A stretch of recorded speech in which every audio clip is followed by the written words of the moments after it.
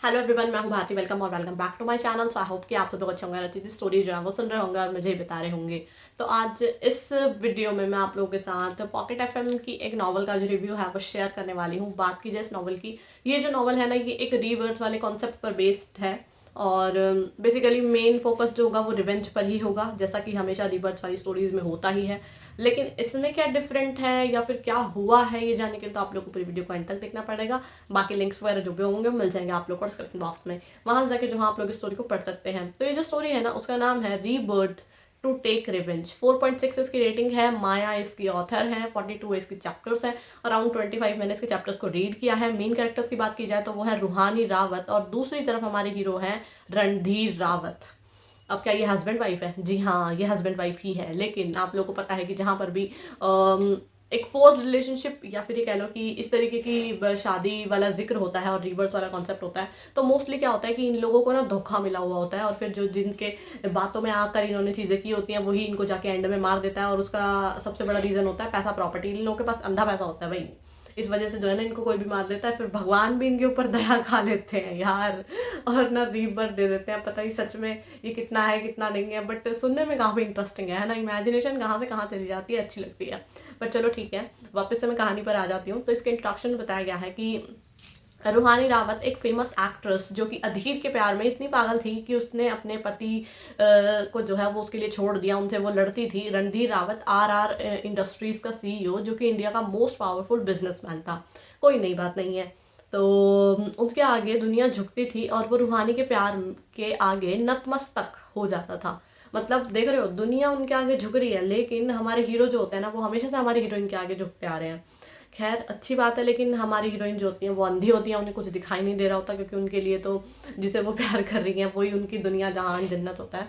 But चलो ठीक है, बाद में उन्हें वो चीज़ें रियलाइज़ होती हैं और फिर उनका रीबर्थ हो जाता है। हाँ, तो इसमें फिर बताया गया है कि वो क्या होता है कि रूहानी अधीर के झूठे प्यार के जाल में फंसकर रणधीर से लड़कर उनसे डिवोर्स ले लेती है और वो कॉन्ट्रैक्ट लेकर अधीर को दे देती है, वो पैसे वाला, या फिर ये कह लो कि जो उनको मिली है, क्या बोलते हैं उसको, जो भी मतलब आफ्टर डिवोर्स उनको जो पैसा वैसा जो भी मिला है, या फिर वो कॉन्ट्रैक्ट क्या था तो वो रियलिटी में आप लोग को नहीं बता रही। अधीर को कॉन्ट्रैक्ट मिलते ही उसने रूहानी को धोखा दिया और उसे मार दिया। इस प्लान में रूहानी के सौतेले भाई बहन ने भी अधीर का साथ दिया था।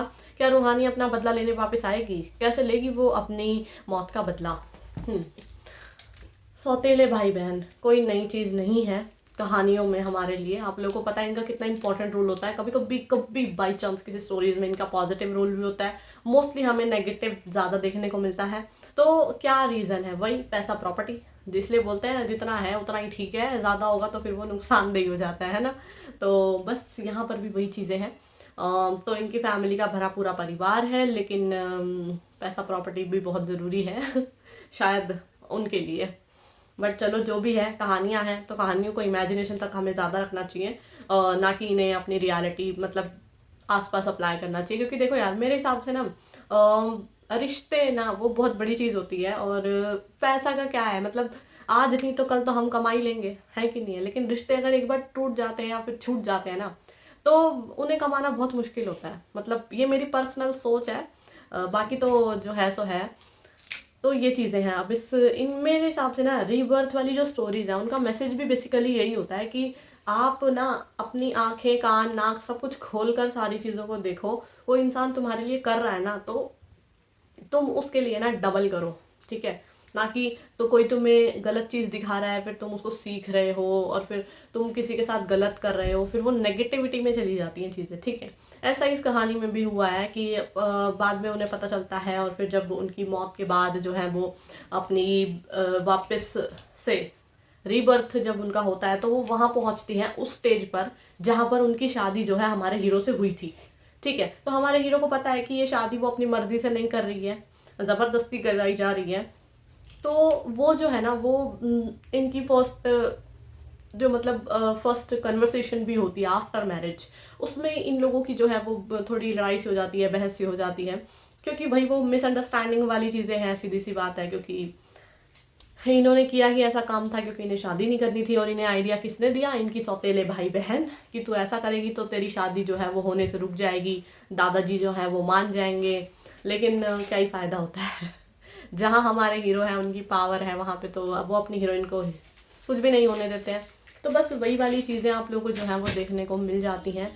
तो ये चीज़ें आप लोग को स्टोरी में जो है वो देखने को मिलेंगी। बेसिकली मेन फोकस वही रिवेंज वाला आ जाता है कि वो किस तरीके से बदला लेंगी अधीर से, साथ ही साथ अपनी फैमिली से, और किस तरीके से सेल्फ इंडिपेंडेंट होंगी और वापस से जो है वो अपने रिलेशनशिप को स्ट्रॉन्ग बनाएंगी और पॉजिटिवली हैप्पीली अपनी मैरिज लाइफ को एंजॉय करेंगी।